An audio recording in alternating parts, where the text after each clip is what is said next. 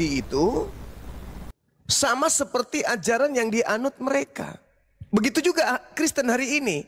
Mereka memaksakan seakan-akan ajaran mereka itu adalah murni dari Yesus. Padahal enggak.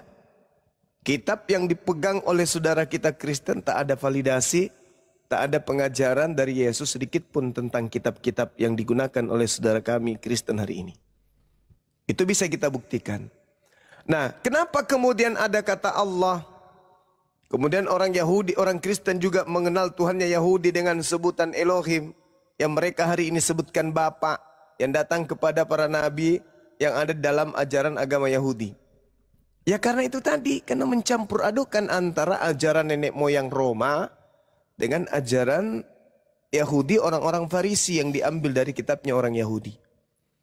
Jadi terjadi sinkretisme, perkawinan dua ajaran tauhid dan ajaran Trinitas. Ini yang terjadi di Kristen. Nah, apa yang mendasari ucapan saya ini? Tak ada satupun kekuatan di Kristen dari abad pertama, kedua, ketiga sampai seterusnya, taruhlah abad keempat kita mulai, yang mampu menunjukkan validasi bahwa mereka orang Kristen itu punya hak paten. Baik dari aspek Yahudi sebagai kelompok religius maupun dari Tuhannya Yahudi.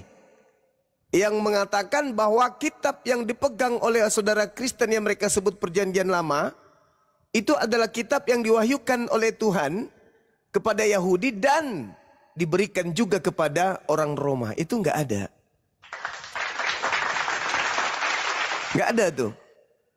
Begitu juga tak ada pengakuan Yesus sebagai tokoh sentral yang dibicarakan oleh saudara Kristen dalam konsep agama, yang memberikan validasi terhadap kitab Roma, Galatia, Filipi, Lukas, Markus, semua kitab-kitab Kristen. Jadi antara kitab perjanjian lama yang miliknya orang Yahudi dan kitabnya orang Kristen, itu yang perjanjian baru, itu tidak ada validasi dari Yesus, dari Tuhannya Yahudi. Dua-duanya nggak ada. Nah, Kristen hanya disibukkan mencari jejak. Kemana Yesus yang kita sembah ini harus kita taruh. Oh, kita simpan di Yesaya 53. Mana lagi? Yesaya 9. Di mana lagi? Di Kejadian 3 nomor 15. Di mana lagi? Segala macam upaya dilakukan untuk supaya seakan-akan kekristenan ini itu berasal dari Yudaism. Seakan-akan ada validasi dari Yesus, seakan-akan ada pengajaran yang kemudian berasal dari Tuhannya Yahudi untuk Kristen Katolik pertama kali. Padahal mau sampai kapanpun kita cari, itu tidak akan pernah kita temukan. Nah, makanya ketika Kristen masuk ke Indonesia, apa yang terjadi saudara-saudara? Orang Kristen harus kemudian menggunakan pakaian yang sama dengan penduduk mayoritas Indonesia punya. Apa itu? Islam. Makanya kitabnya orang Kristen itu berbau Islam. Coba kita buka, kita lihat sampulnya Alkitab. Isinya lembaran pertama itu tertulis Allah di dalam. Padahal Latin Allah ini itu asalnya hanya dari Al-Quran. Tidak ada yang lain. Tak ada sama sekali. Artinya bahwa orang Kristen kehilangan jati diri. Mereka tidak punya kemudian pegangan. Tidak ada kemudian sandaran yang menjadi pondasi primer di dalam kekristenan selain hanya mencatut kitabnya Yahudi, mengambil kitabnya Yahudi. Karena mereka penguasa kala itu. Kekaisaran Romawi itu penguasa, jadi dia punya kekuatan untuk mengambil kitabnya orang dalam bentuk Septuaginta, lalu dijadikan sebagai sebuah kitab kerajaan.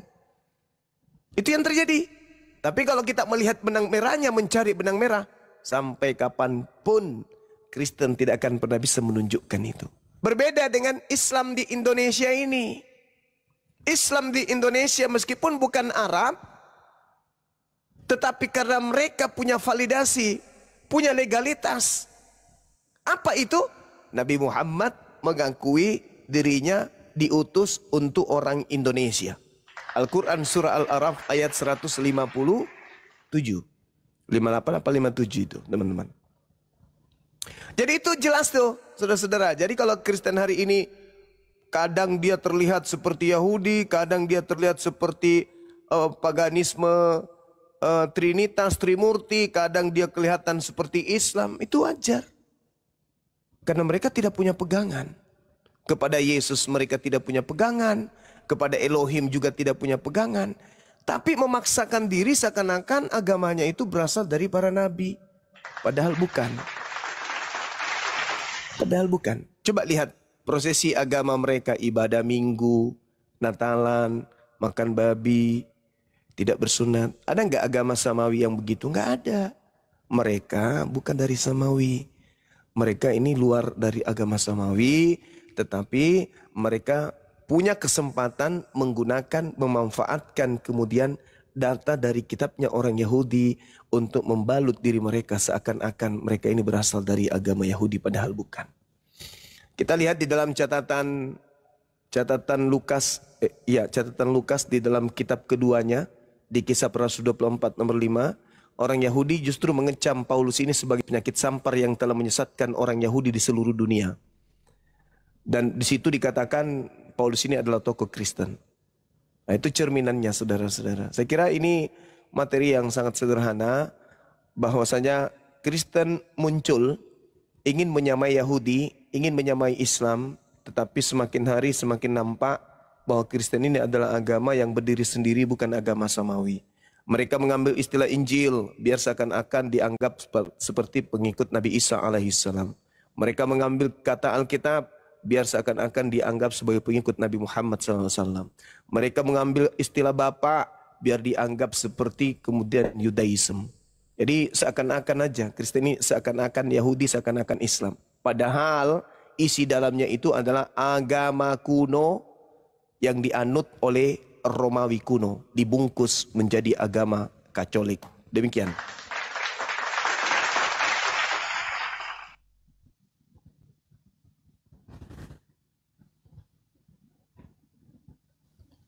Barakallahu fiik, sahabat Indra. Silakan, mungkin ada saudara Kristen yang ingin menanggapi kalau Masya Allah, Guru dah. Iya, gimana deh? Piye menanggapinya ini Bang Alip? Bro admin terbata-bata bingung apa yang mau disampaikan. Ya gini.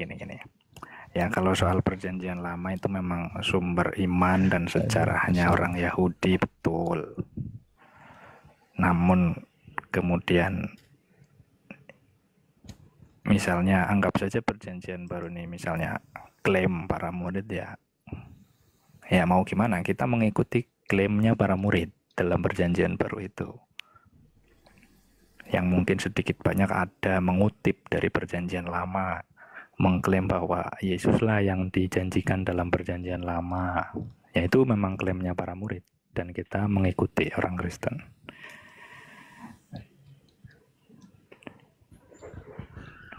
Dan justru timbul pertanyaan, lanjut. Karena sebagai orang Kristen, saya sendiri misalnya atau teman-teman Kristen juga mungkin pemikirannya sama, mengakui klaim dari para murid. Apakah kemudian teman-teman Muslim juga memiliki pemikiran yang sama, mengakui klaim dari misalnya Nabi Muhammad, atau bagaimana? Silakan.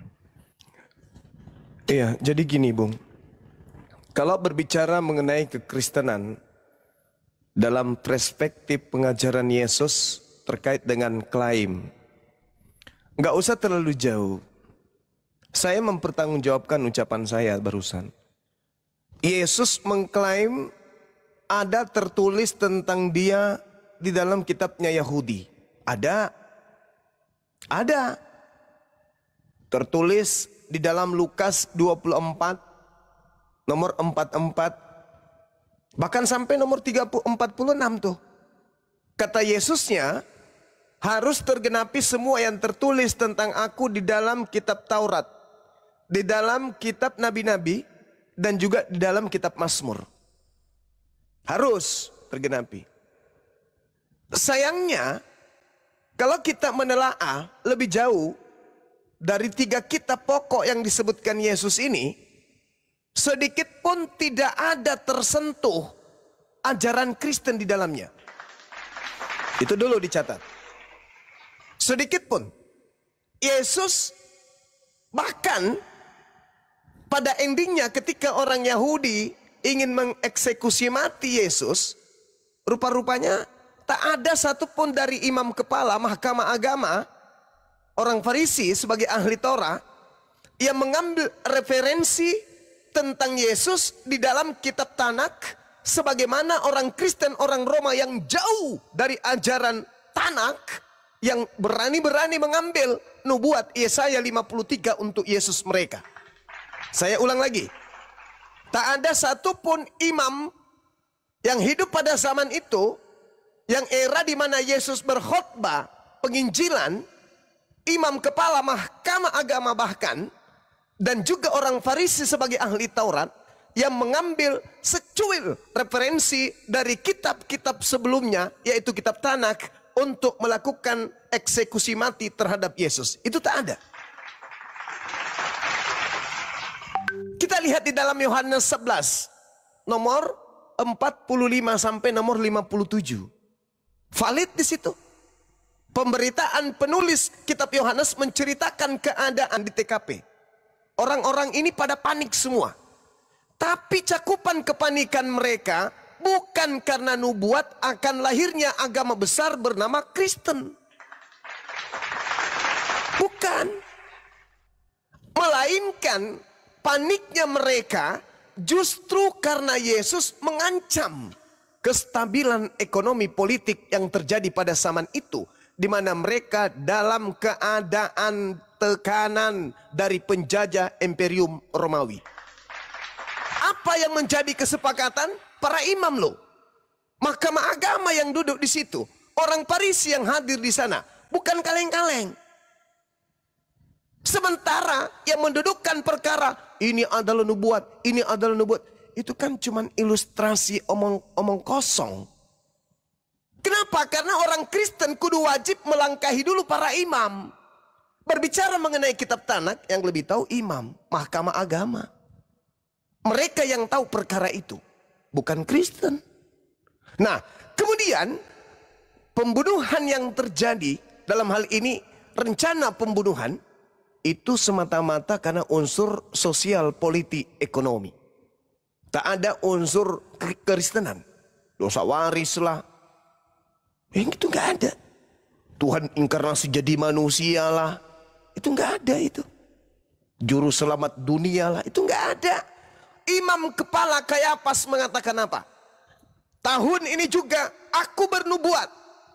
Yesus orang sakti itu, yang mampu membangkitkan orang mati di tengah-tengah kalian, yang mampu membuat orang buta melihat, orang lumpuh berjalan, kudu wajib mati untuk bangsa kita.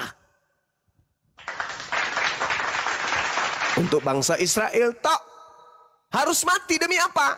Agar supaya bangsa kita tidak dirampas oleh penjajah Romawi. Titik. Ini yang terjadi di tuan rumah. Rumah tangga Yesus beserta dengan kerabatnya, tetangganya, pemerintahannya, itu terjadi kisru di mana Yesus harus dieksekusi mati karena orang-orang pada saat itu takut bangsanya dirampas, tempat sucinya dirampas oleh orang-orang Roma. Tidak ada unsur kekristenan di sana. Makanya tadi di sesi awal saya katakan, perjanjian lama tidak ada untuk Kristen. Perjanjian baru tak ada validasi dari Yesus. Timpang, semuanya kosong. Tak ada, kecuali hanya klaim, dan klaim. Nah, oleh karena itu, Al-Quran datang sebagai penyelamat, sebagai penyelaras. Tetapi bukan sekedar untuk mengklaim diri, tidak. Tapi untuk dicoba, untuk diuji, untuk ditelaah. Merangsang orang-orang Kristen untuk berpikir. Apa kata Quran? Bismillahirrahmanirrahim. Wa idza qila lahum ittabi'u ma anzalallahu qalu bal nattabi'u ma alfaina alaihi aba'ana. Awalau kana aba'uhum la yaqiluna syai'a wa la yahtadun. Itu kata Quran. Katakan coba kepada mereka. Coba katakan kepada mereka. Wa idza qila lahum ittabi'u ma anzalallahu. Apabila kau katakan kepada mereka, ikutilah apa yang telah diturunkan oleh Allah, mereka menjawab, tidak. Kami mengikuti apa yang kami dapati pada nenek moyang kami melakukannya. Itu pasti tuh. Orang Kristen ditanya, sini nak, sini. Kamu ke gereja ikut siapa nak? Bapak. Bapaknya dipanggil, om sini om. Ikut gereja, ke gereja ikut siapa? Kakek. Kakek sini kek. Eyang sini yang. Buyut ditanya. Begitu seterusnya. Sampai kepada tradisi Romawi. Tidak bisa nyebrang ke Yahudi. Dia larinya naik terus sampai kepada endingnya penyembahan terhadap matahari. Sampai kepada simbol-simbol salibnya ikan. Nggak akan pernah nyebrang ke Yahudi. Nggak akan pernah. Nggak ada kapal yang bisa nyebrang ke sana. Karena ajarannya memang dasarnya bukan di situ. Cuman mengambil kitab, terjemahan mereka. Mengambil tokoh-tokoh mereka. Menjadikan sebagai intrik dan trik di dalam beragama.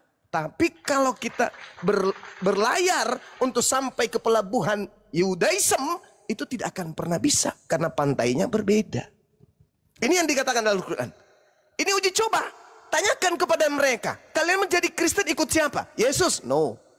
Musa? No. Abraham? Apalagi? Lalu ikut sama siapa? Jadi Kristen itu buntu. Tak ada yang bisa menjawab dengan valid. Karena Yesus sedikit pun tidak pernah menyentuh. Kecuali kita menggunakan catatan tabib Lukas di buku keduanya. Yang tadi, Kisah Para Rasul 24 nomor 5. Ternyata tokoh Kristen itu namanya Paulus. Dan itu memang diberitakan di Kisah 11:27 itu, 26 itu, bahwa setahun lamanya mereka tinggal di Turki, di Antioquia, murid-murid mereka disebut sebagai Kristen, murid Paulus. Nah ini Al-Quran datang nih, merangsang orang-orang Kristen saudara saya untuk berpikir. Anda ke gereja, mendengarkan lonceng gereja, mendengarkan khotbah pendeta, baik kalau pendetanya sunat. Ya kalau tidak sunat. Sementara ajaran Yudaism itu harus bersih jasadnya. Masuk ke dalam bait suci mereka. Mikdas pun mereka harus membasuh tangan, membasuh kaki, membasuh wajah. Nggak sembarangan. Lalu apa kemudian pembenaran yang bisa dilakukan oleh saudara Kristen? Tak ada. Kecuali membungkus diri mereka. Membungkus kemana mereka pergi. Di mana mayoritas itu beragama A, mereka akan mewarnai diri mereka dengan warna A. Di mana mereka pergi ke warna B, mereka akan mewarnai tubuh mereka dengan B. Kenapa? Karena cakupannya hanya sifatnya duniawi, sementara. Apa buktinya? Ini ending, penutup dari saya. Kristen capek ibadah sampai pada level kalau di Islam ma'rifat, menyampai kepada tingkat nirwana, bertemu dengan Tuhannya, sampai dia mampu bermujizat, mengusir setan, bernubuat. Siapa yang mereka panggil? Yesus. Ketemu Yesus yang asli, kapok. Ditampar, enyahlah daripadaku, kalian semua adalah pembuat kejahatan. Ada apa ini? Sedangkan umat Islam ketika mendalami keislaman, sampai pada insan kamil, sampai kepada makrifat mereka, bersatu dengan Tuhannya, disambut oleh Tuhannya. Bahkan tanpa hisap. Secepat kilat mereka sampai ke surga. Karena mereka bersatu dengan sang pemilik. Tapi aneh di Kristen. Semakin mampu bermujizat. Semakin bernubuatnya hebat. Semakin mengusir setannya bagus. Justru disebut pembuat kejahatan. Ada apa? Itu tadi. Karena nggak bisa nyebrang. Cuman teriak-teriak ya Yesus, Yesus. Yesus di seberang sungai. Kalian beda. Kalian berada di sungai yang berbeda. Inilah saudaraku yang perlu disadari.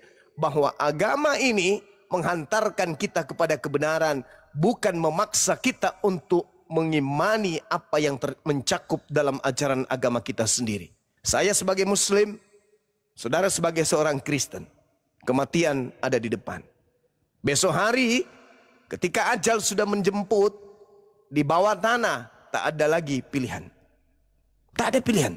Oh kalau begini saya masuk Islam aja. Enggak, kamu sudah di bawah tanah, tak bisa lagi menghadap ke bumi, menghadap kehidupan berikutnya di bumi, melainkan menghadap kehidupan berikutnya, yaitu alam akhirat.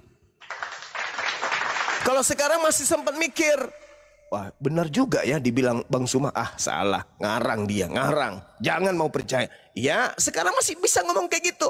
Tapi sedetik ketika pintu sudah diketuk oleh dia yang pakai jubah hitam, bersama dengan pasukan-pasukan yang berjubah hitam tanpa kaki, datang di saat di sekeliling kita masih terang, tapi mata sudah melihatnya gelap. Di saat orang masih mendengarkan musik, tapi yang ada di suara cuma teriakan-teriakan meringis dan menangis. Di saat ketika makanan tersaji di depan mata, tapi yang kita lihat hanya ulat-ulat, tulang belulang dan seterusnya. Di saat itulah beliau datang, hai si Fulan, jatah hidupmu sudah terakhir hari ini. Siap tidak siap, kamu harus kembali ke alam barzah. Dicabut. Innalillahi wa inna ilaihi rajiun. Apa yang terjadi? Ada pilihan lagi? Enggak ada. Enggak ada lagi pilihan. Oh ya, aku menyesal bang, aku mau kembali. Jangan siksa aku bang malaikat. Oh enggak bisa paman. Dulu kamu sudah bertemu dengan orang-orang yang mengajarkan kamu kebenaran. Kau memaksakan menuhankan Yesus. Yesus sendiri di kitabmu enggak pernah minta dituhankan. Kemana otakmu pergi? Kau memaksakan kitabmu sebagai kitab suci. Kau sendiri tahu kitabmu setiap saat direvisi. Kemana otakmu pergi? Setiap saat kau menyembah sosok yang kau sendiri mengatakan, dia mati, dia mati, dia mati. Tapi kau tidak mau sadar mana ada Tuhan pencipta langit dan bumi mati. Tapi kau biarkan dirimu kan hidup di situ.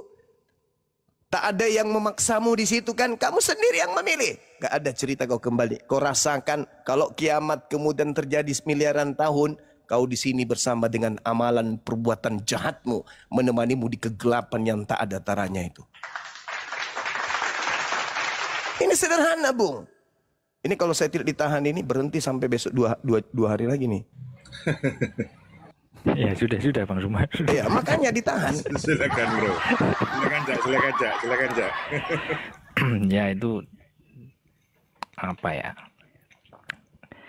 Ya buat teman-teman muslim itulah apa sih yang disampaikan Bang Suma itu kan sudut pandangnya dari keislaman.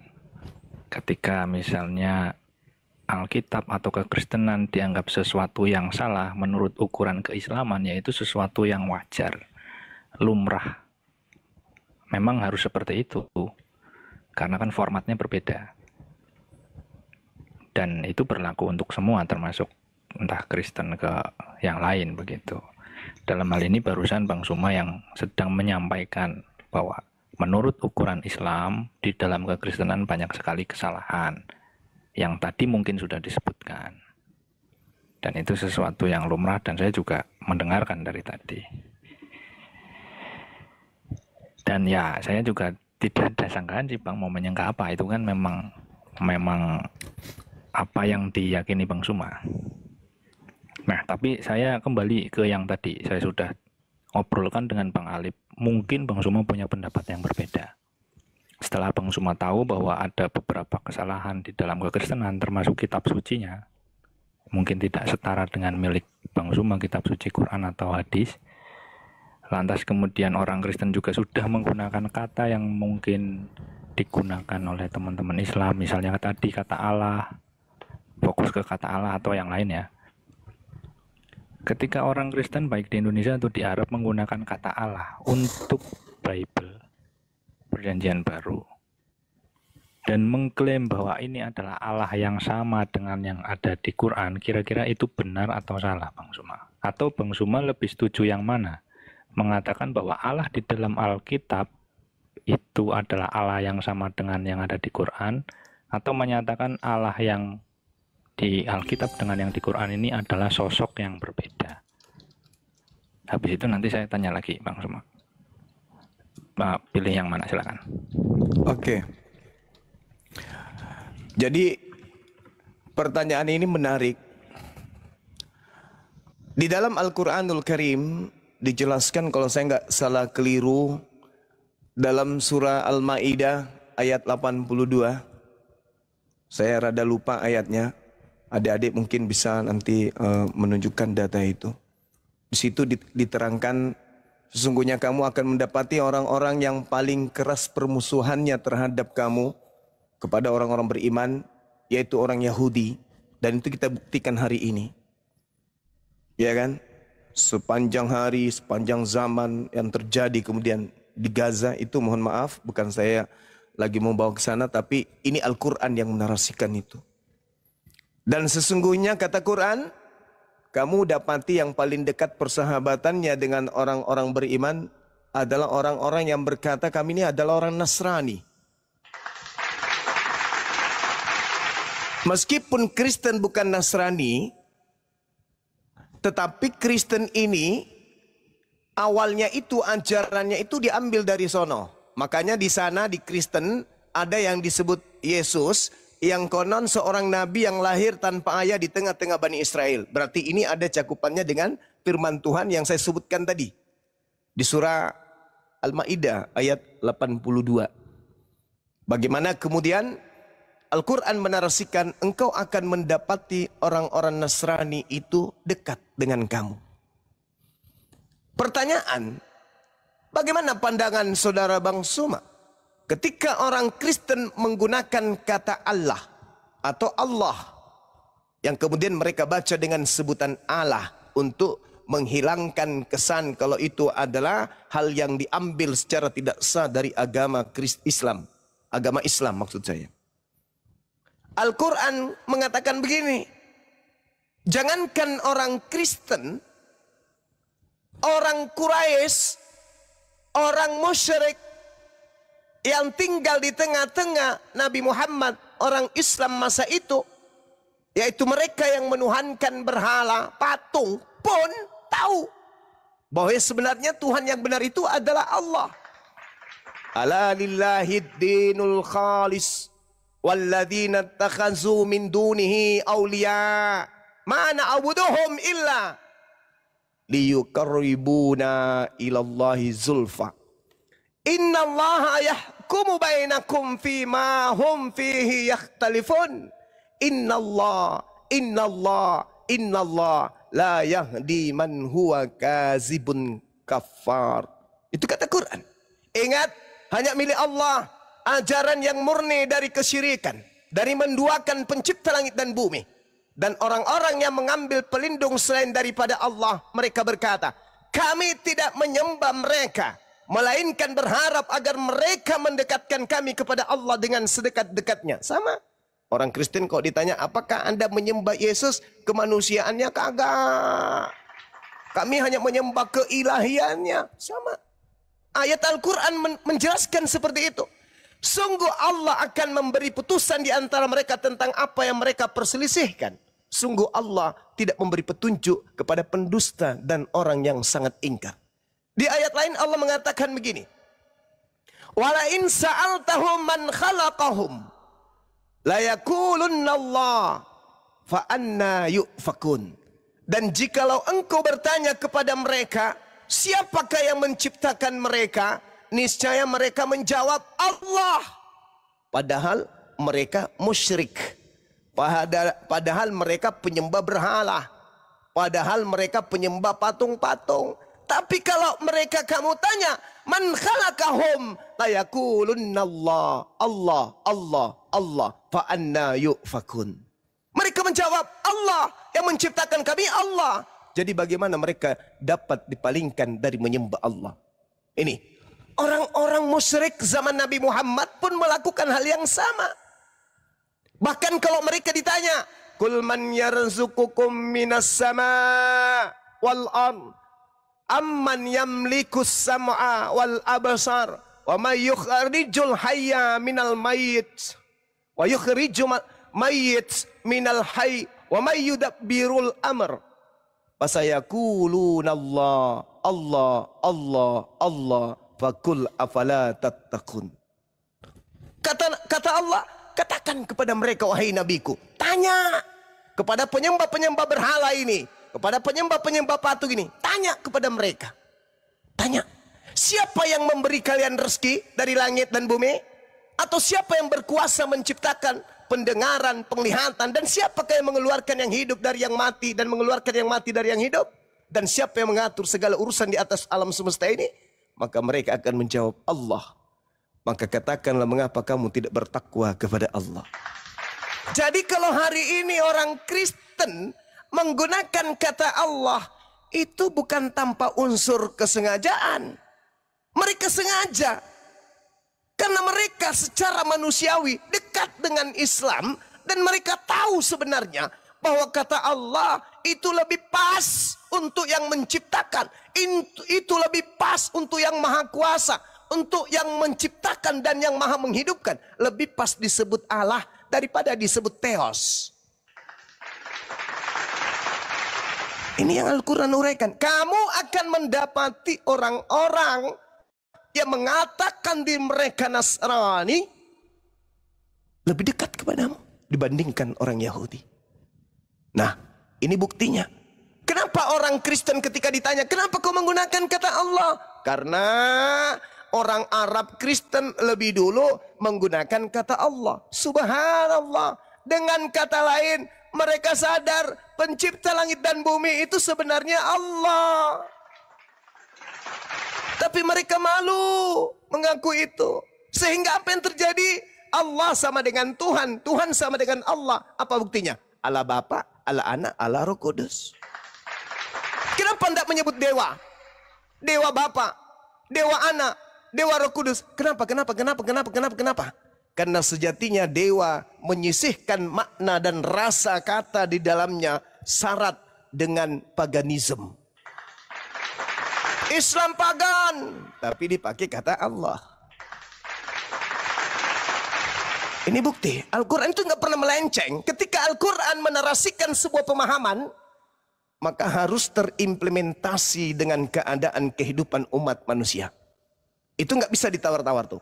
Jadi kalau saudara mengatakan kami umat Kristen menggunakan kata Allah, itu sudah yang dikatakan Al-Quran.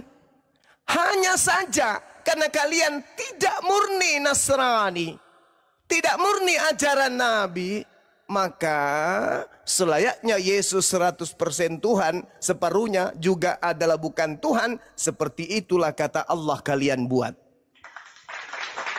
Kalian tidak seutuhnya menjadikan Allah itu sebagai hakikat Tuhan, tapi hanya kalian jadikan sebagai gelar.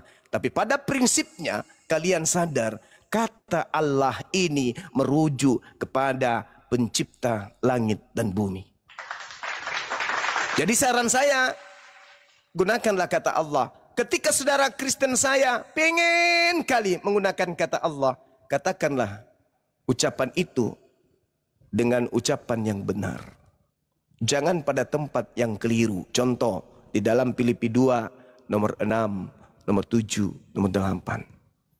Allah tidak mempertahankan kealahannya, melainkan mengosongkan diri. Dan Allah mengambil rupa manusia dan menjadi seperti manusia, bahkan taat seperti manusia. Bahkan Allah taat sampai mati di atas tiang salib. Ini adalah ajaran yang batil. Batil. Itu makanya kami tidak suka. Tapi kalau kalian mengatakan bahwa Allah itu Tuhan, setuju kami. Inilah yang diterangkan Al-Quran. Orang-orang Quraisy, orang-orang yang hidup membenci Nabi Muhammad pada zamannya, penduduk Mekah yang menentang kenabian baginda Rasulullah, ketika mereka menyembah berhala, mengagung-agungkan berhala mereka, lalu ditanya, siapa yang menciptakan engkau? Apa jawaban mereka? Allah. Sama. Jadi secara tidak langsung orang-orang Kristen itu sebenarnya mengakui bahwa pencipta langit dan bumi itu adalah Allah yang mereka sebut dengan sebutan Allah. Kalau tidak, kenapa kata Allah disandingkan kepada Sang Bapa, Sang Anak dan Roh Kudus? Saya kira begitu, saudara. Silakan. Iya, Bang. Terima kasih. Silakan. Mungkin ada yang mau bertanya yang lain, silakan. Ya, selamat malam Bang Tukmen. Ya, selamat malam. Ya, ada yang mau ditanyakan kepada Brunda, silakan. Saya bertanya, enggak lah. Oh, mau menanggapi? Mau ditanya. Mungkin gini, Mau menanggapi? ada yang masih kurang jelas. Penjelasan tadi ada yang masih kurang jelas. Kalau tentang kata Allah, saya setuju. Ya Tapi kalau narasi sebelumnya, saya tidak setuju. Silakan Ya, Bang, bernarasi. silakan, Nanti silakan. kita diskusikan. Kayak tadi Bang Juma kan narasi cukup banyak ya, jadi banyak juga yang harus saya tanggapi. Jadi saya satu persatu dulu ya. Saya akan menjawab tentang Kristen dan Alkitab. Terlepas Anda menolak saya menggunakan Alkitab, ya saya sebut Alkitab aja, yang adalah kitab Kristen saat ini. Kristen menurut bahasa artinya adalah pengikut Kristus. Tapi menurut pengertiannya adalah orang yang percaya kalau Yesus adalah Kristus. Kristus itu bahasa Yunani, kalau dalam bahasa Ibrani itu Mesias. Jadi setiap orang yang percaya kalau Yesus adalah Mesias dan menjadi pengikutnya itu disebut Kristen. Kitab orang Kristen itu terdiri dari Perjanjian Lama dan Perjanjian Baru. Yang Perjanjian Lama itu kalau dalam Yahudi itu disebut Tanakh. Kami percaya kitab Perjanjian Lama dan Perjanjian Baru, karena di kitab Perjanjian Lama yang di dalam Yahudi itu disebut Tanakh, di situ ada nubuat tentang Mesias. Dan semua orang Yahudi menunggu kedatangan Mesias. Ketika Yesus datang ke dunia dan menyatakan dirinya adalah Mesias yang dinubuatkan di dalam kitab Tanakh, orang Yahudi ada yang percaya, ada yang enggak. Ketika kitab Perjanjian Baru ditulis, yaitu untuk menulis tentang Yesus yang adalah Sang Mesias yang dinubuatkan di Perjanjian Lama, orang yang tidak percaya, mereka menolak Perjanjian Baru, jadi hanya menerima kitab Perjanjian Lama atau Tanakh. Tetapi orang yang percaya kepada Yesus, mereka jadi menerima Perjanjian Baru dan menerima Perjanjian Lama. Itu kitab orang Kristen, karena kita dari akar yang sama.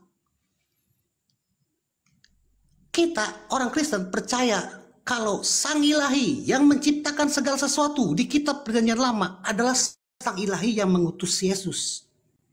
Kami percaya kalau Sang Ilahi yang berfirman kepada Musa adalah Sang Ilahi yang mengutus Yesus. Kami percaya itu. Itu dulu. Silakan. Oke, baik. Terlepas dari Anda Kristen, kami Muslim juga percaya kitabnya Yahudi adalah kitab Tanakh. Kami percaya pencipta langit dan bumi mengutus nabi terakhir untuk mereka bernama Isa Al-Masih yang lahir tanpa ayah. Tapi kami bukan plagiat, ngaku-ngaku bagian daripada mereka padahal bukan. Ini, jadi kami di luar pagar, Bung. Nah, saya akan mengulas dalam kacamata Islam. Karena Islam ini seperti reformasi di mana Islam berhak menjelaskan apa yang terjadi pada Orde Baru dan Orde Lama. Apa yang terjadi kepada orang Yahudi dan orang Nasrani dengan orang zalim yang ada di tengah-tengah mereka. Allah Subhanahu wa taala memberitakan kepada Nabi Muhammad, A'udzubillahi minasyaitonirrajim. Wahai Nabiku Muhammad, aku ingatkan kepadamu, ada masa di mana aku berfirman kepada nabiku yang datang kepada Bani Israel. Wa isqalallahu ya Isa bin Maryam, a anta qulta linnas takhizuni wa ummi ilahaini min dunillah. Wahai Isa, manusia suci yang lahir tanpa ayah, yang aku utus di tengah Bani Israel, engkaukah yang mengajarkan kepada orang-orang ini untuk menjadikan dirimu Tuhan selain daripada aku? Ini Al-Quran datang nih 700 tahun kurang lebih setelah Nabi Isa alaihissalam. Dengan melihat keadaan Kristen hari ini, Nabi Isa menjawab, Maha suci engkau ya Allah, tidak patut bagiku mengatakan apa yang bukan hakku untuk aku katakan. Ma qultu lahum illa ma amartani bi ani abudullah rabbi wa rabbakum. Aku tidak punya hak seperti yang engkau sampaikan wahai Tuhanku. Aku tidak punya hak mengajarkan agar mereka menuhankan aku. Tidak. Aku mengajarkan kepada mereka hanya agar mereka menyembah kepada Tuhannya Abraham, Ishak dan Yakub. Ani abudullah rabbi wa rabbakum. Sembahlah Tuhanku, Tuhanku dan Tuhanmu. Itu yang aku ajarkan. Nah, bagaimana dengan Yesus? Adakah Yesus mengajarkan kepada orang-orang menyembah dirinya? Tidak. Wah, hebat kali Quran. Adakah kemudian orang yang menyembah dirinya? Ada. Hebat kali Quran. Karena Al-Quran mengatakan, wa iskalallah ya Isa bin Maryam. Ya Isa bin Maryam. A'anta qulta linnas tahizuni. Apakah engkau yang mengajarkan orang-orang ini menuhankan dirimu? Berarti ada orang yang menuhankan Nabi Isa. Nabi Isa mengatakan tidak. Aku tidak pernah mengatakan itu. Coba kita tarik menangnya. Kita cari di kitabnya orang Yahudi Kristen. Ada enggak Yesus mengajarkan menuhankan dirinya? Tidak ada. Ada enggak orang yang menuhankan Yesus? Ada. Seperti Al-Quran, tidak salah. Orang zalim telah menuhankan sosok Nabi yang datang di tengah Bani Israel. Menduakan Tuhannya Bani Israel dengan menyembah kepada Nabi yang diutus kepada mereka yang mereka tolak.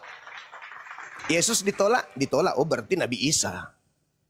Ini yang diterangkan Al-Quranul Karim. Nah, ketika saudara mengatakan itu adalah kitab kami, seakar karena akarnya dari sana. Betul. Karena Yesus memang mengatakan akan ada penyesat yang berada di tengah-tengah muridnya. Penyesat itu berasal dari mereka. Nah, sekarang Yesus tidak mengenal ajaran menuhankan dirinya, beribadah kepada dirinya, menyetarakan dirinya dengan Tuhannya. Yesus tidak mengenal kemudian ajaran yang mengatakan hukum Tuhan itu sampah. Tidak ada kebenaran di dalamnya dan seterusnya. Lalu Kristen hadir mengatakan mereka adalah pengikut Kristus. Kristen adalah pengikut Kristus. Sangat disayangkan. Kalau Anda pelajari Bible secara mendetail, saya rasa Anda akan malu mengaku Kristen. Anda akan malu mengaku pengikut Kristus. Kenapa? Karena Anda keciduk menyembah Kristus. Hanya ada satu sosok yang minta disembah di dalam pengajaran kitab saudara.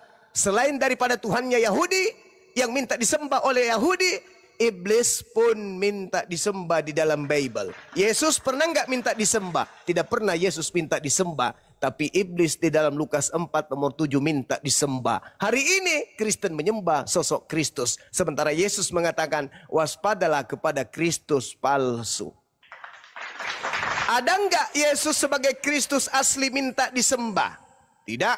Ada enggak Yesus mengajarkan Kristus palsu akan minta disembah? Ada.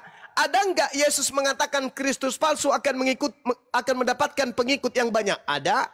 Kristen hari ini dikatakan oleh saudara kita barusan, Kristen artinya pengikut Kristus. Sedangkan Yesus mengatakan Kristus palsu akan banyak pengikutnya. Nah, Kristus mana yang Anda ikuti? Yesus mengatakan, Yohanes 10:27, aku mengenal muridku, muridku mengenal aku, mereka mendengarkan suaraku dan mengikuti aku. Siapa yang Anda ikuti menyembah Kristus? Sedangkan Yesus tidak pernah menyembah Kristus. Yesus menyembah kepada Allah Azza wa Jalla yang maha suci lagi maha tinggi. Anda menyembah kepada Kristus. Di mana Yesus mengajarkan menyembah dirinya? Tak ada. Di mana iblis mengajarkan menyembah dirinya? Lukas 4 nomor 7.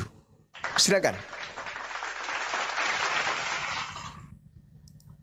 Oke, tadi Bang Juma menjelaskan tentang Yesus menurut Al-Quran dan menurut pikiran abang tuh. Tapi sebentar saya akan menjelaskan Yesus menurut Kristen ya. Tapi sebelumnya saya mau menjelaskan dulu tentang perbedaan kata Tuhan dengan Sang Ilahi. Tuhan itu sama dengan Tuan. Kalau dalam bahasa Yunani Kurios, dalam bahasa Inggris Lord, dalam bahasa Jawa Gusti. Berbeda dengan Sang Ilahi, itu kalau dalam bahasa Inggris God. Itu berbeda Bang, jadi kacau kalau nggak mengerti Tuhan itu sama dengan Tuhan, jadi kacau, penonton gagal paham semua. Karena saya tahu penonton banyak yang nggak mengerti. Tuhan itu sama dengan Tuhan. Sekarang saya mau menjelaskan siapa Yesus. Yesus adalah firman Sang Ilahi. Itu berbeda. Tuhan dengan Sang Ilahi itu berbeda. Yesus adalah firman Sang Ilahi yang ada di dalam Sang Ilahi, yang diutus turun ke dunia menjadi manusia. Berarti Yesus utusan. Karena dari satu tempat diutus ke tempat yang lain. Yesus dari dalam Sang Ilahi diutus turun ke dunia menjadi manusia. Dan ketika firman itu telah menjadi manusia, bukan berarti firman itu jadi tidak ada. Firman itu tetap ada di dalam Sang Ilahi. Itu sebabnya Yesus berkata, aku dan Sang Ilahi adalah satu. Itu sebabnya Yesus berkata, aku di dalam Sang Ilahi dan Sang Ilahi di dalam aku. Terus kalau ada orang yang bilang, di mana Yesus berkata, akulah Tuhan, sembahlah aku. Itu pertanyaan yang kurang tepat. Karena Tuhan itu sama dengan Tuhan. Pertanyaan yang tepat adalah, di mana Yesus berkata, akulah Sang Ilahi, sembahlah aku. Itu pertanyaan yang tepat. Dan saya akan jawab itu. Di dalam Ulangan 32 ayat 39, Sang Ilahi berfirman, lihatlah sekarang bahwa akulah dia, tidak ada ilah kecuali aku. Di dalam Yohanes 8 ayat 23, Yesus berkata, lalu ia berkata kepada mereka, kamu berasal dari bawah, aku dari atas. Kamu dari dunia ini, aku bukan dari dunia ini. Karena itu tadi aku berkata kepadamu bahwa kamu akan mati dalam dosamu. Sebab jikalau kamu tidak percaya bahwa akulah dia, kamu akan mati dalam dosamu. Kita kembali ke kitab Ulangan 32 ayat 39, di mana Sang Ilahi berfirman, akulah yang mematikan dan menghidupkan. Di dalam Yohanes 5 ayat 21, Yesus berkata, sebab sama seperti Sang Ilahi membangkitkan orang-orang mati dan menghidupkan, demikian juga aku menghidupkan barang siapa yang dikehendakinya. Kita kembali ke Ulangan 32 ayat 39, di mana kalau Yesus memberikan hidup yang kekal, berarti Yesus mempunyai hidup yang kekal. Siapa yang kekal selain Sang Ilahi? Terus di mana Yesus minta disembah? Di dalam Yohanes 14 ayat 13, Yesus berkata, dan apa juga yang kamu minta dalam namaku, aku akan melakukannya, supaya Bapa dipermuliakan di dalam anak. Jika kamu meminta sesuatu kepadaku dalam namaku, aku akan melakukannya. Silakan. Oke, baik. Saya ambil dari ujung ya teman-teman. Yohanes 14 nomor 13. Ini kalau dibaca sepenggal, memang seakan-akan Yesus itu adalah yang menerima doa, yang mengabulkan. Padahal itu sama sekali enggak. Itu uraian Yesus sebagai nabi, sebagai rasul. Sebagaimana umat Islam ketika berdoa, mereka menyebut nama Nabi Muhammad SAW sebagai pengakuan kepada Nabi Muhammad bahwa kita adalah pengikutnya, dan pengakuan kepada Allah bahwa kita beriman kepada nabinya. Ada kesalahan fatal yang berulang secara terstruktur, masif dan terencana, bahkan disengaja oleh orang Kristen. Apa itu? Mereka tidak mau pusing. Kalau Yesus berbicara kepada kaumnya Yahudi, Kristen itu merasa Yesus berbicara kepada dirinya. Jadi kalau Pak Prabowo sedang berbicara kepada ajudannya, orang Kristen seakan merasa bahwa Pak Prabowo itu sedang ngomong sama mereka. Kenapa? Itu tadi, mereka tidak punya pegangan. Mereka tidak punya jati diri. Berbicara mengenai Yesus, Yesus tidak mengenal mereka. Berbicara mengenai Yahudi, Yahudi pun tidak mengenal mereka dalam perspektif keagamaan. Berbicara mengenai Tuhannya Yesus, Tuhan yang disembah Yesus juga mereka tidak punya daya. Maka satu-satunya cara adalah pura-pura gila. Bung, saya katakan kepada saudara, Yohanes 14 itu Yesus sedang berbicara dengan Filipus. Yesus berbicara kepada Thomas, kepada murid-muridnya, bukan kepada ente.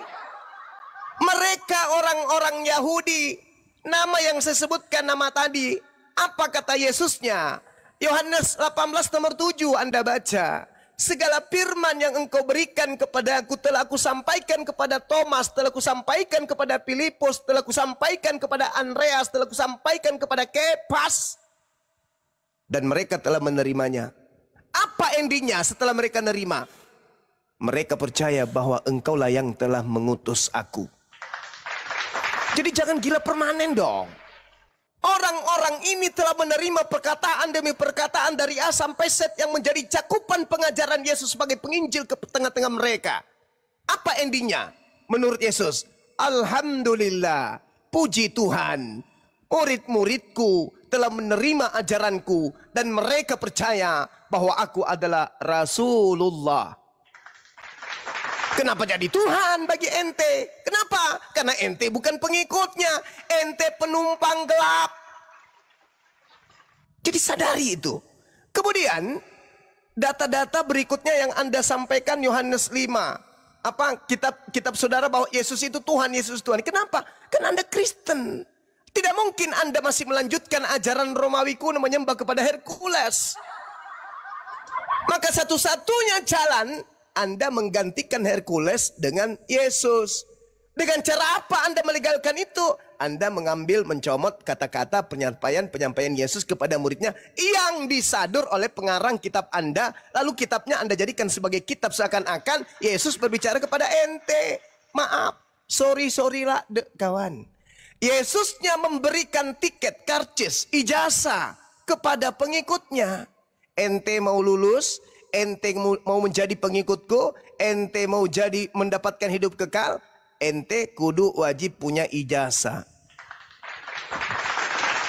Ente harus SD dulu, SMP, SMA, baru sarjana. Kristen, SD kagak, mimpi sarjana. Yesus mengatakan di dalam Matius 19 ketika Yesus ditanya, Guru, ya paman, perbuatan baik apakah yang harus kuperbuat untuk memperoleh hidup yang kekal? Sembahlah aku. Mana ada? Tuhankanlah aku. Mana ada? Pergilah gereja dibaptis di sana. Mana ada? Makanya kalau Yesus berbicara itu kudu Anda jangan merasa Yesus berbicara kepada ente. Yesus berbicara kepada si Fulan ya ke Fulan aja, jangan ente yang merasa. Yesus ditanya, Guru, perbuatan apa yang baik yang harus kuperbuat supaya aku memperoleh hidup yang kekal? Kamu harus melakukan segala perintah Allah. Orang Kristen sudah melakukan perintah Allah? Udah? Sunat? Udah? Jangan makan babi? Udah? Udah? Sabat pelihara? Udah? Udah enggak? Enggak. Jangan mimpi dapat ijazah SMA kecuali palsu kalau ente enggak lulus di sini dulu. Untuk memperoleh hidup yang kekal, lakukan dulu segala perintah Elohim. Ayo, no. Coba buka celana sekarang, Bang. Masih ada kulup. Potong dulu. Potong. Jangan ente mimpi dapat ijazah. Wah, saya ini lulusan. Nenek lu kiper, lo SD aja enggak masuk. Jadi Yesus ketika ditanya, apa perbuatan yang harus aku lakukan supaya aku memperoleh hidup yang kekal? Potong nonotmu. Ketika mau masuk di rumah ibadah, mandi tahir, basuh tanganmu, basuh wajahmu, basuh kakimu. Habis itu sujud, habis itu puasa, habis itu zakat. Yesus ngajarin, jangan makan babi, ibadah sabat, nyembah hanya kepada Elohim yang tak terlihat, bukan makhluk, bukan utusan yang ente sembah. Apa kata orang itu? Guru, ya paman, aku sudah melakukan itu. Nah, kalau kamu sudah mentaati segala perintah Tuhan yang ada di dalam kitabmu, berarti kitab Yahudi dong, bukan kitabnya Kristen dong. Apa kata Yesus? Jual hartamu, berikan kepada si miskin. Kristen bisa lulus SMP, SD tadi lakukan segala perintah Tuhan. Yang kedua SMP, apa itu? Harus menjual seluruh harta lalu berikan kepada si miskin. Anda sudah lulus di situ belum?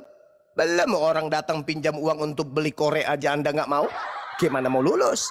SMP, SD nggak lulus, SMP nggak lulus lagi. Orang Kristen kaya-kaya semua bro. SMA, mana SMA? Menjadi pengikut Yesus. Setelah ente melakukan segala perintah Tuhan, setelah ente menjual harta ente, baru bisa menjadi pengikutku. Apa yang Anda ikuti dari Yesus? Yesus sujud, Yesus syahadat, Yesus puasa, Yesus bersunat, Yesus tidak makan babi, Yesus sabat, Yesus menyembah kepada Allah. Yang Anda ikutin apa? Enggak ada. Jadi ketika Anda membawa ijazah sarjana, kami tolak. Kami waras bro. SD aja nggak lolos, ikuti Torah. SMP nggak lulus, jual harta, infak, sedekah, bersedekah, bayar zakat. Kemudian yang ketiga, ikuti Yesus. Sunat Anda tidak. Gimana kami percaya ijazah ente? Itu bang. Jadi kalau mau memperoleh hidup yang kekal, ya kudu jangan merasa apa gitu loh. Yesus untuk Bani Israel syaratnya ditemukan. Nah, mungkin Anda akan mengelak. Oh enggak, bukan begitu. Oke, saya kasih yang kedua.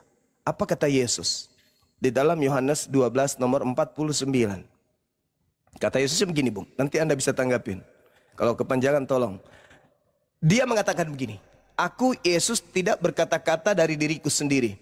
Apa yang aku katakan adalah apa yang diperintahkan oleh Tuhanku untuk aku sampaikan dan aku katakan.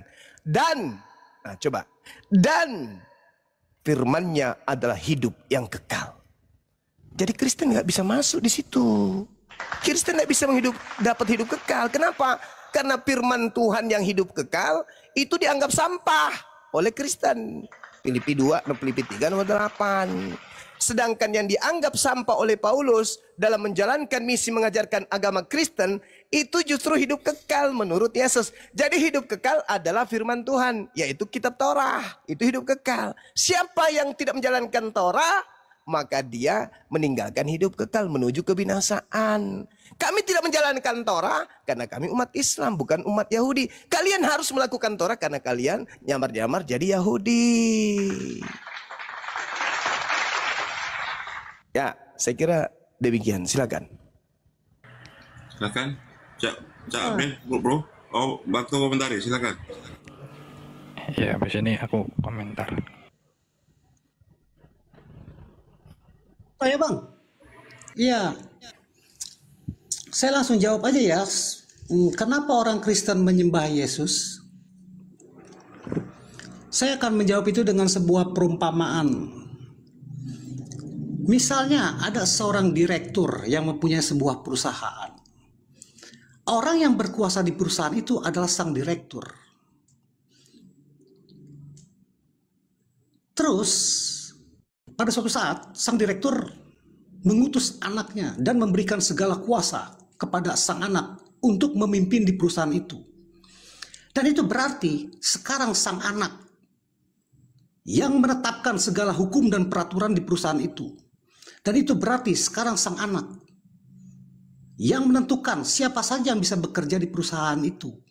Dan itu berarti tidak ada seorang pun yang datang bekerja di perusahaan itu kalau tidak melalui sang anak.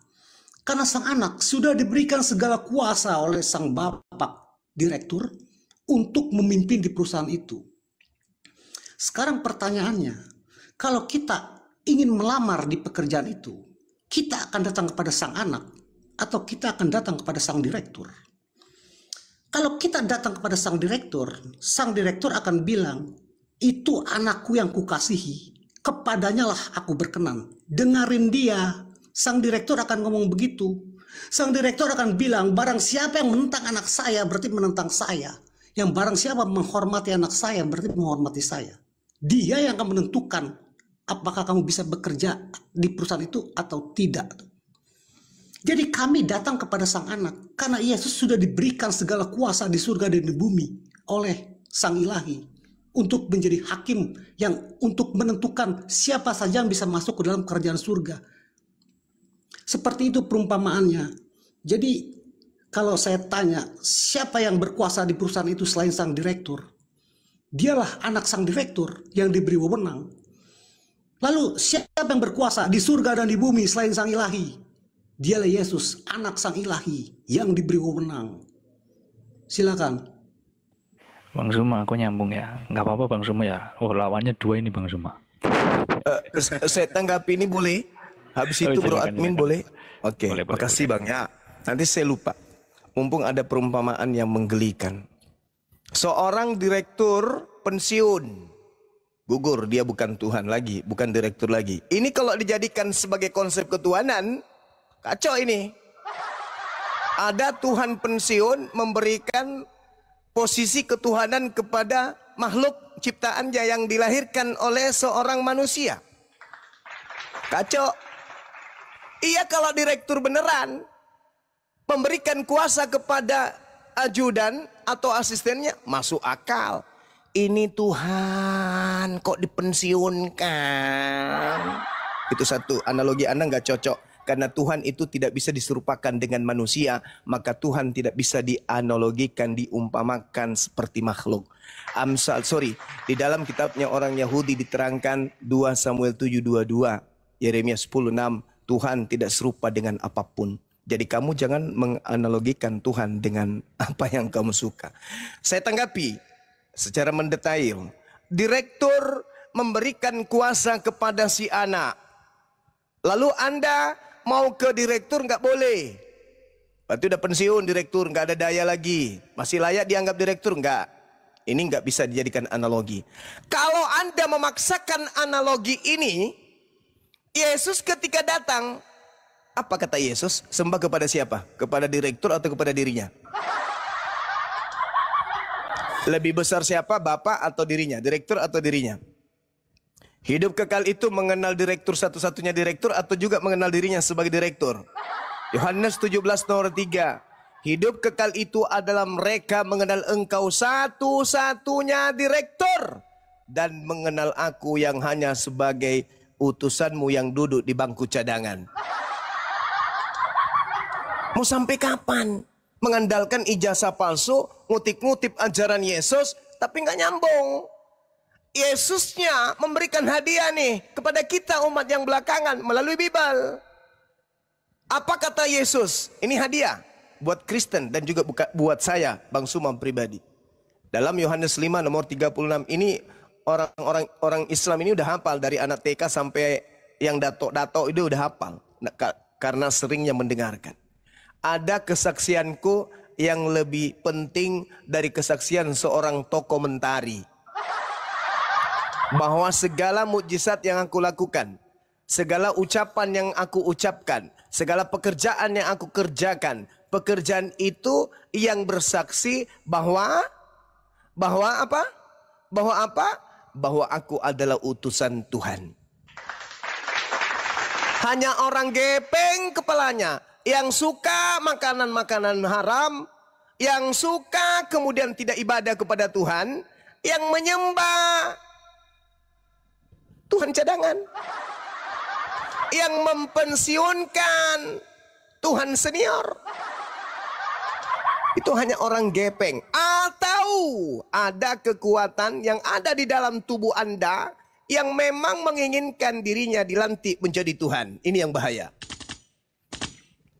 Siapa Kristus yang Anda sembah ini? Kok bisa akal Anda mati karena dia? Kalau Anda mengatasnamakan Yesus, Yesus sang anak, sembahlah Allah, Bapakku di surga, Bapakku di surga, Bapakku di surga, Bapakku di surga. Kok Anda nggak pakai itu?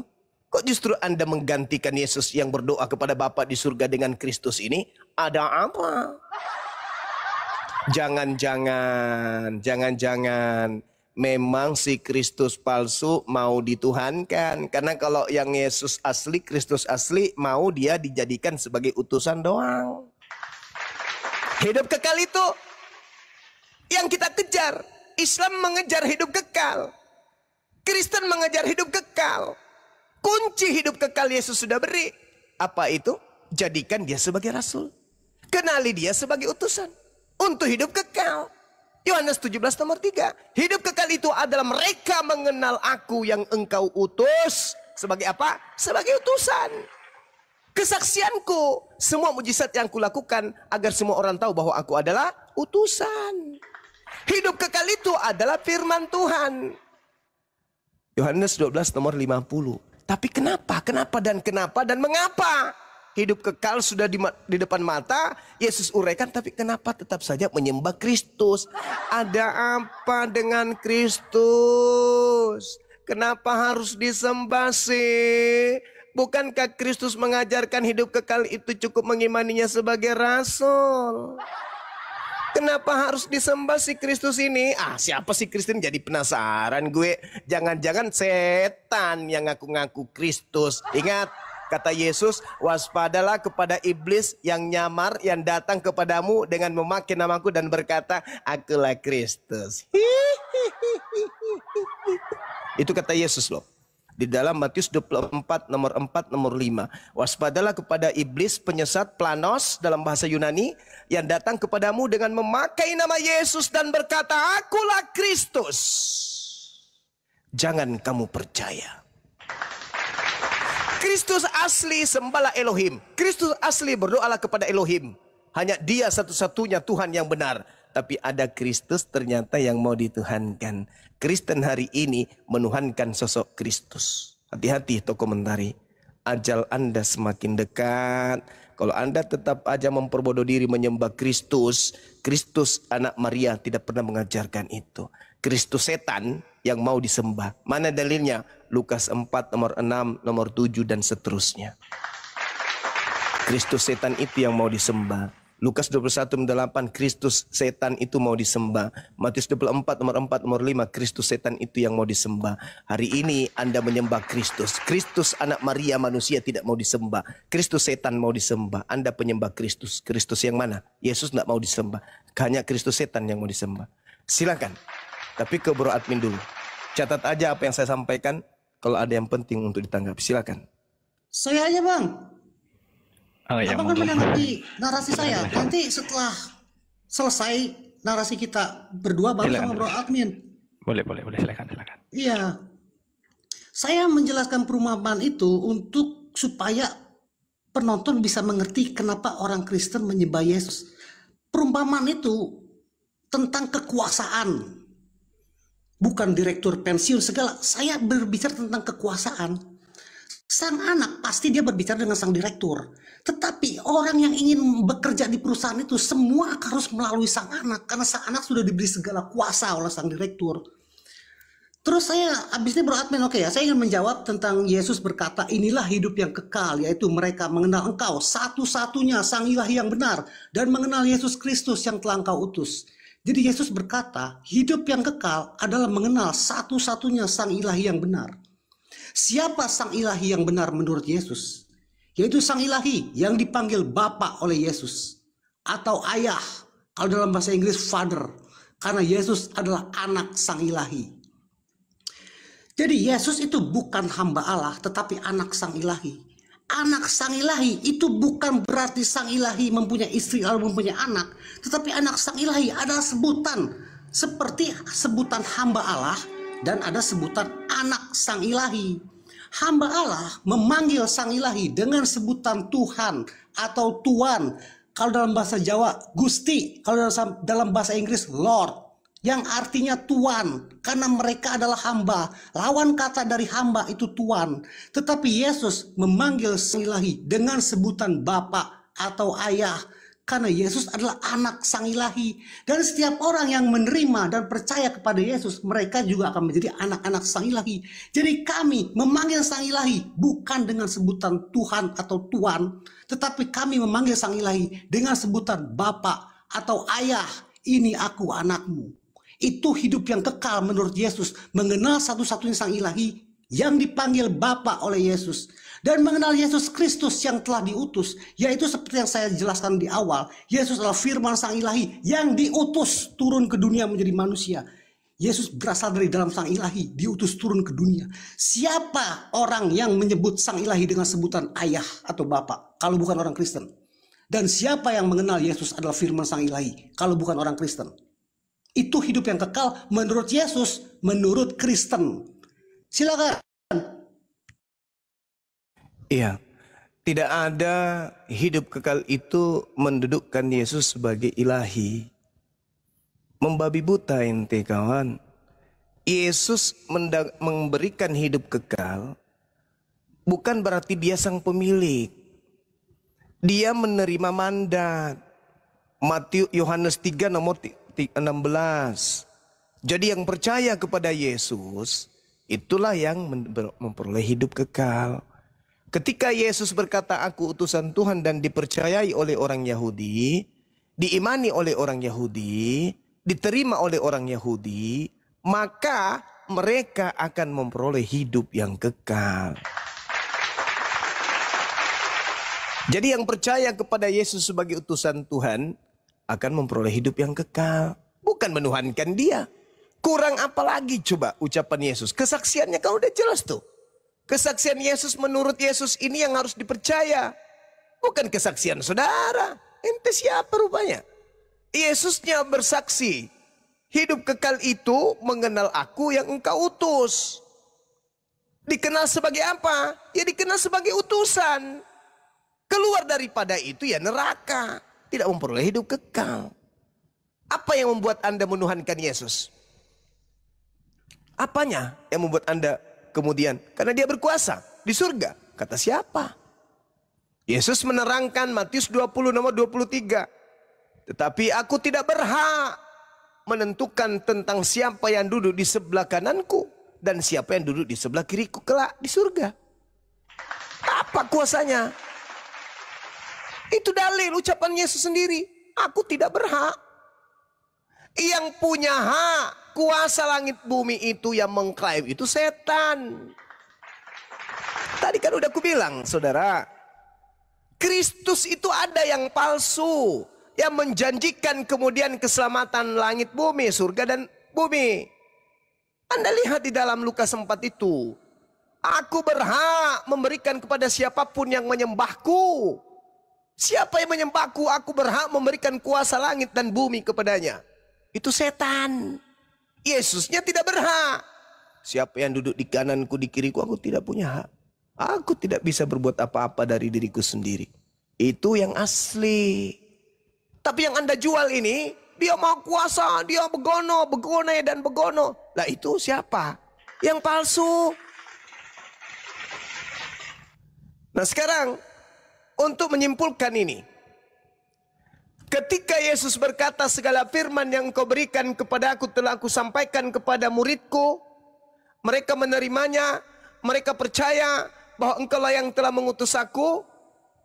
Sekarang kalau murid-muridnya percaya Yesus itu utusan Elohim, bukan Elohim, data mana lagi yang Anda mau pakai untuk menuhankan Yesus? Sedangkan Yesusnya sudah memberikan semua data dan muridnya telah menerimanya dan muridnya percaya Yesus utusan. Terus Anda menggunakan data yang mana untuk menuhankan Yesus? Jangan ambil ucapan-ucapan Yesus. Karena seluruh ucapan Yesus menurut Yesus sudah diberikan kepada muridnya. Jangankan satu data yang Anda comot. Seluruh tinta merah yang ada di dalam Bible itu semuanya telah disampaikan Yesus kepada muridnya. Ending daripada penerimaan muridnya, Yesus hanya rasul, titik.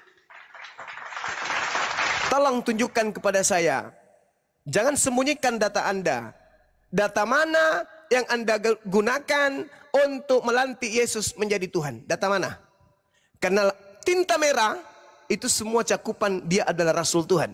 Nah, data mana yang Anda ingin suguhkan kepada saya? Sehingga Yesus itu, oh ternyata Anda tuhankan Yesus karena data ini. Silakan.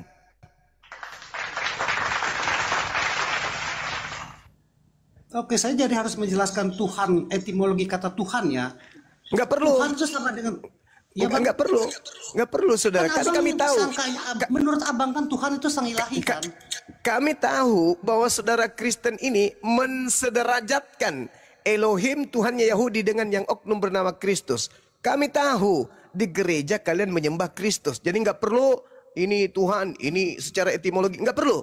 Saya cuma minta data. Data mana yang Anda pakai untuk mengilahkan, mensejajarkan, mensederajatkan Yesus yang anak manusia rasul dengan Elohim yang adalah pencipta sang Khalik. Data mana yang Anda pakai? Silakan. Yohanes 1 ayat 1 dan Yohanes 1 ayat 14. Itu bukan ucapan Yesus. Tadi di awal saya bilang, saya sudah menjelaskan tentang... Itu bukan ucapan Yesus tuh, wajar ternyata. Iya bang. Tadi kan di awal saya sudah menjawab. Yang saya minta data Yesusnya, ada nggak? Nggak ada kan? Saya sudah Tunggu dulu bang, tadi kan saya sudah menjawab. Di mana Yesus berkata, akulah sang ilahi, sembahlah aku. Semua ucapan Yesus, saudaraku, semua ucapan Yesus semua bang.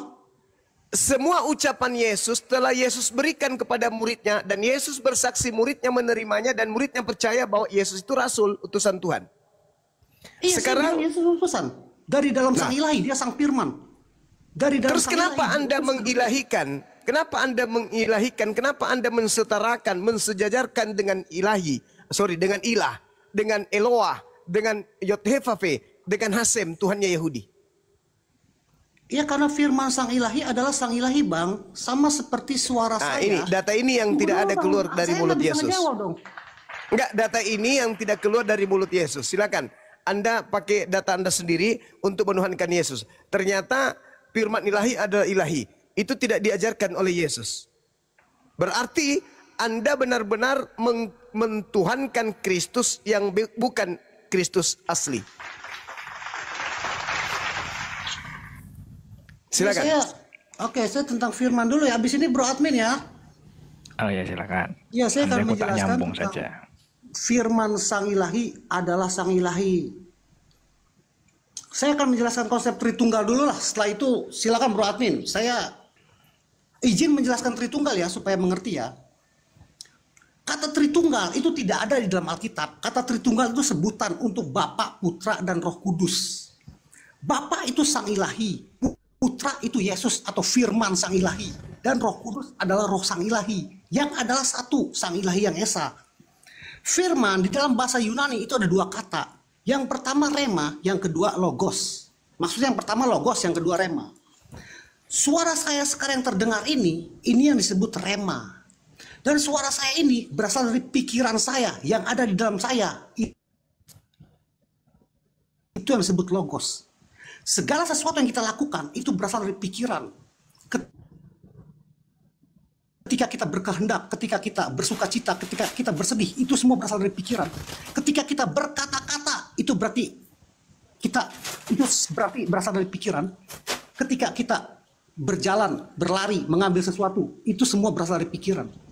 Pikiran sang ilahi itu yang disebut firman. Sama seperti manusia diciptakan mempunyai tubuh, pikiran, dan roh. Jadi misalnya Bro Admin melakukan suatu pekerjaan. Bro Admin bisa melakukan pekerjaan itu karena Bro Admin mempunyai tubuh. Kalau Bro Admin tidak mempunyai tubuh, tidak ada yang melakukan pekerjaan itu. Dan Bro Admin bisa melakukan pekerjaan itu karena Bro Admin mempunyai pikiran. Seperti yang saya katakan tadi, segala sesuatu yang kita lakukan berasal dari pikiran. Dan Bro Admin bisa melakukan pekerjaan itu karena Bro Admin hidup. Itu berarti karena Bro Admin mempunyai roh. Sekarang saya tanya, siapa yang melakukan pekerjaan itu? Tubuh Bro Admin, pikiran Bro Admin, atau roh Bro Admin?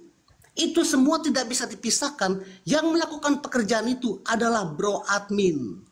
Jadi Tritunggal, sang ilahi, firman atau pikiran sang ilahi, dan roh sang ilahi adalah satu, sang ilahi yang esa.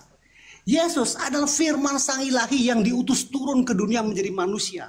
Perumpamaannya seperti sekarang ini, suara saya yang terdengar ini adalah berasal dari pikiran saya yang adalah saya.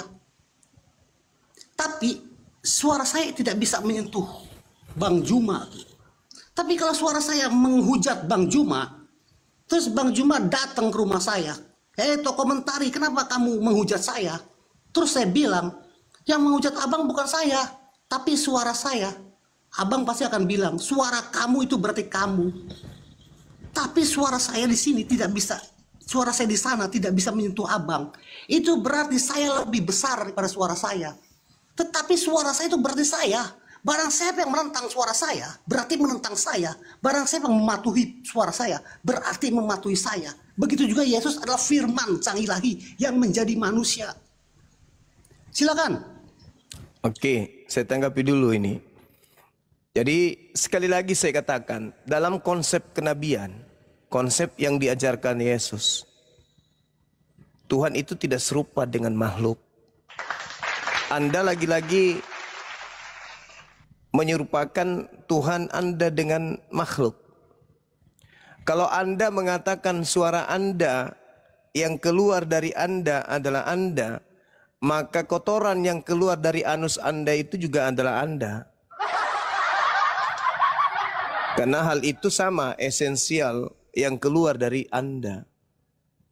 Ingus yang keluar dari Anda itu adalah Anda. Karena itu adalah pribadi yang berbeda setelah dia keluar dari Anda. Begitu juga suara. Suara ketika keluar, misalnya nih, saya ngatain saudara, jelek. Apakah suara saya yang berkata jelek itu adalah saya? Bukan. Tapi itu adalah pribadi baru yang keluar dari saya. Tapi itu bukan saya. Tapi berasal dari saya. Coba Anda rekam. Hei, jelek. Nah, masuk ke dalam CD, flash disk. Nah, Anda bicaralah sama suara itu. Itu saya? Bukan. Itu pribadi baru yang keluar dari saya. Tapi itu bukan saya. Pahami itu dulu.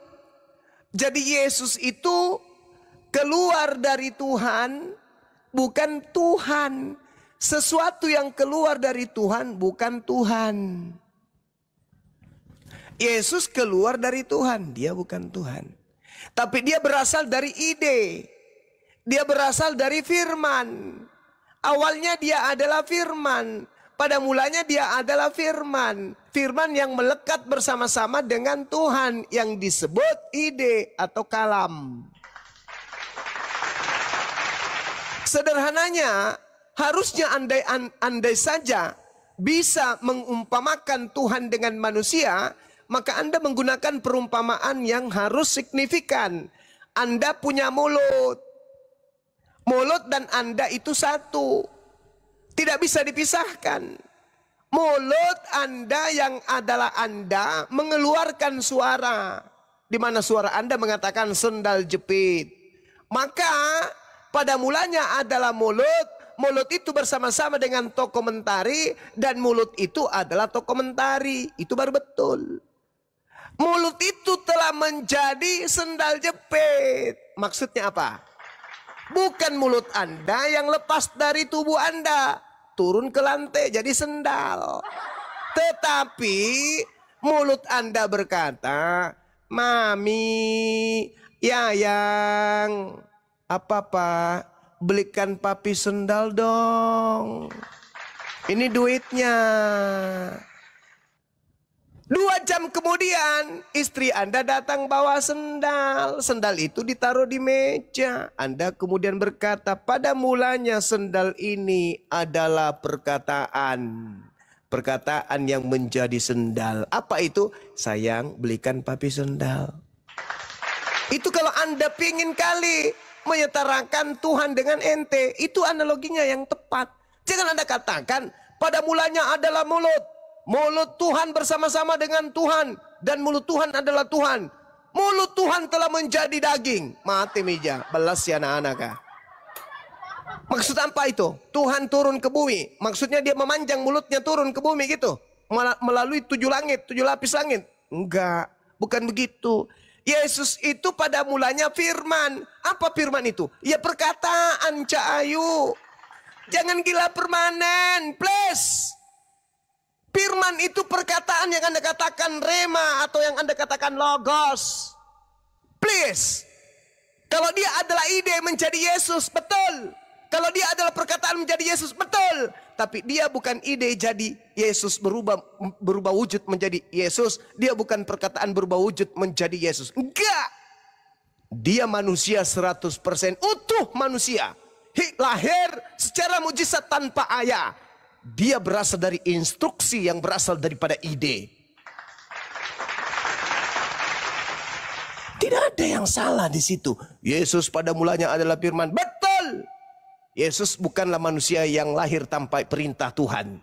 Maria hamil. Lahirkan seorang manusia bernama Yesus. Lahir enggak? Lahir. Apa itu? Firman. Makanya pada bulan ke-6 dalam Matius 1, pada bulan ke-6, malaikat Gabriel datang kepada Maria. Apa yang dibawa oleh Gabriel datang kepada Maria? Maria, ya paman. Kamu akan hamil yo. Ya paman. Itu perintah Bapak loh. Ya paman. Kamu akan hamil, kuasa Roh Kudus akan menaungimu. Ya paman. Hamil gak? Hamil. Lahir gak? Lahir. Tetapi yang lahir ini bukan Tuhan Cak Ayu, bukan firman yang lahir. Cuman yang lahir ini manusia 100%. Kalau ada Yesus di sini Anda geletik pasti tertawa. Anda jepit mulutnya pasti dia meringis sakit. Anda sentil telinganya pasti dia akan marah. Anda jepit bibirnya dia pasti monyong. Anda tidak kasih makan selama 3 tahun dia pasti mati kena busung lapar. Kenapa? Dia manusia Cak Ayu yang berasal dari firman Tuhan. Jangan gila permanen dong. Sadarlah. Eling bang. Yesus itu manusia, makanya ketika dia datang, dia berkata sebagai manusia. Berkata-kata bukan dari diriku sendiri, bekerja bukan dari diriku sendiri, aku tidak dapat berbuat apa-apa dari diriku sendiri. Apa sih? Jadi Tuhan, jangan-jangan yang Anda maksud Tuhan Kristus yang bercongol di dalam benak dan dalam tubuh Anda tuh. Jangan-jangan Anda hanya menggunakan Yesus anak Maria sebagai topeng, tapi sebenarnya yang Anda sembah di gereja itu adalah setan yang mengaku Kristus. Jangan-jangan. Kita belum ke situ. Karena itu materi berat. Banyak orang yang pingsan gara-gara materi itu. Silakan. Abang tidak bisa mengibaratkan kotoran saya adalah saya, ingus saya adalah saya, keringat saya adalah saya. Bukan bang, yang saya maksud pikiran. Ketika kita berpikir, itu berarti kita berkata-kata di dalam hati. Segala sesuatu yang kita lakukan itu berasal dari pikiran. Saat ini saya bisa berbicara dengan abang itu karena saya punya pikiran. Abang sekarang ada di Makassar ya, saya di Jawa Barat. Terus misalnya ada tetangga abang datang mendengar abang berbicara kan, dia datang tuh bertanya kepada Bang Juma. Bang Juma di rumah lagi ngobrol sama siapa? Abang menjawab, saya lagi ngobrol sama toko mentari. Terus tetangga abang masuk ke dalam rumah. Loh, mana toko mentari? Katanya abang sedang ngobrol dengan toko mentari. Abang pasti akan memperdengarkan suara saya. Itu maksudnya pikiran. Suara yang berasal dari pikiran. Perkataan saya yang berasal dari pikiran. Maksudnya begitu analogi firman tuh. Perkataan saya itu adalah saya. Ya udah Bro Admin, saya tanggapi dulu. Udah bang, nggak usah bang. Abang mau gimana pun udah benar. Anda yang mengatakan yang gini bang, abang udah ngomong itu kotoran salah yang semua, keluar dari Anda bukan Anda.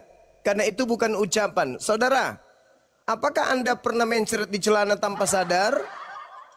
Bukan itu maksudnya. Tunggu pikiran dulu. bang. Udah jangan dulu. itu Anda Sebelum Anda mengeluarkan ampas babi dari anus Anda, itu diolah oleh pemikiran Anda dulu. Wah, kayaknya saya mau buang air nih. Tuh, perkataan ide dulu. Apa yang terjadi kemudian? Anda naik ke pohon, menunggu kemudian janda lewat. Begitu lewat, Anda ngeden. Prat, kena lah janda ini. Itu ide. Atau Anda masuk ke toilet. Atau Anda langsung pakai pampers. Aku mau pakai pampers. Itu ide. Jadi yang keluar dari Anda itu bukan Anda. Kalau Anda mengatakan suara Anda adalah Anda, maka yang keluar dari Anda juga itu adalah buah pikiran sampai Anda mengeluarkannya. Kok diusir sama Jadi konsep Anda keliru besar. Anda kemudian mengatakan ada tamu, Anda berbicara dengan siapa? Saya berbicara dengan Suma. Kenapa bisa Anda mengatakan berbicara dengan Suma? Karena saya mendengarkan suara Suma. Itu betul. Anda sedang berbicara dengan Suma, tapi Anda tidak sedang berbicara dengan suaranya Suma. Paham sampai situ? Anda tidak sedang berbicara dengan suara. Anda sedang berbicara dengan pemilik suara. Paham sampai situ? Ketika Anda melihat baju saya, baju satu-satunya yang ada pada saya, mereknya kemudian Samsung, baju termahal yang Bang Suma punya, di Indonesia cuman Bang Suma punya. Ketika Anda berbicara dengan baju itu, seakan-akan Anda berbicara kepada Suma. Hei, mana tuanmu? Kenapa kamu tidak dipakai? Udah berapa lama kamu dianggurin gak pernah dipakai lagi? Dulu Bang Suma rajin pakai kau. Kamu sedang berbicara dengan baju Bang Suma. Sama ketika engkau berbicara dengan kaset rusak yang di dalamnya ada suaranya Bang Suma. Kenapa kau mengatakan kau berbicara dengan Bang Suma? Karena suara yang keluar terlontar menjadi pribadi baru sampai menjadi gelombang masuk ke kuping Anda, diterima ritme itu, berbentuk sebuah suara nada, akhirnya memberikan suatu pesan. Itu bukan aku, itu suaraku Cak Ayu. Kamu tidak sedang berbicara dengan suaraku, kamu sedang berbicara dengan yang mempunyai suara. Jadi suara dengan Bang Suma itu berbeda. Tapi pada diri Suma ada pabrik kata-kata, yang mana pabrik kata-kata itu berasal dari ide, otak, akal, kemudian dipabrik kemudian oleh lidah, dilantunkan oleh bibir, sehingga Anda punya kuping bisa mendengarkan nada yang keluar dari suara saya, dari mulut saya. Suara saya bukan saya, Tapi itu adalah esensi yang berasal dari saya. Yesus bukanlah Tuhan, tetapi itu adalah esensi pribadi yang berasal dari Tuhan. Selesai. Jangan gila permanen dong. Lanjut. Bang Suma nyambung. Mumpung lagi nyambung ya. Kalau dengan kalimat ini gimana? Misalkan ada yang ngomong dengan Bang Suma, pegang omongan saya. Nah, ini sedang menyatakan apa? Sedang menyatakan identitas atau apa? Tanggung jawab apa? Integritas atau identitas, silakan. Oke. Pegang omongan saya. Satu kalimat yang sangat sederhana, yang sangat-sangat jauh berbeda ketika Anda berkata, Bang Suma, pegang saya. Dengan pegang omongan saya. Kalau berbicara mengenai pegang omongan saya, berarti Anda saya akan tuntut berdasarkan dengan pribadi baru yang keluar dari diri Anda yang bernama suara. Tetapi kalau Anda mengatakan pegang saya, ya Anda yang harus saya pegang. Kalau suara, Anda bisa nyangkal. Itu bukan saya kok, itu suara saya dimirip-miripkan. Tapi kalau Anda mengatakan pegang saya tidak akan lepaskan sebelum Anda tunaikan apa yang Anda katakan. Jadi itu berbeda. Ketika Anda mengatakan pegang kata-kata saya, itu maksudnya pegang sang sumber suara. Bukan kata-kata yang Anda harus aku pegang, tapi sang sumber. Itulah bukti. Contoh nih, contoh kalau misalnya perkataan dan si pemilik perkataan itu adalah oknum yang berbeda.